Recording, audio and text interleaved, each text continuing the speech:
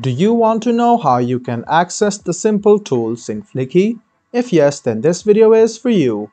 Hello and welcome to AI Basics. It's your host back again with yet another interesting tutorial video. In this video, I'm going to teach you how you can access the simple tools in Fliki. Go ahead and open the Chrome or Edge browser on your PC and go to fliki.ai.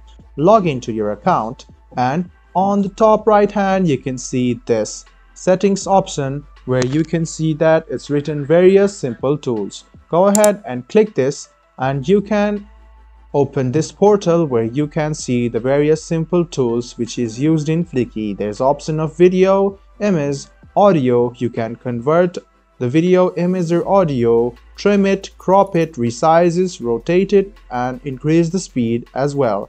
And you can upload the video and then start editing it, or you can upload the image and audio and start editing it. So it's quite simple to access the simple tools. All you need to do is open fliki.ai and click on this button over here.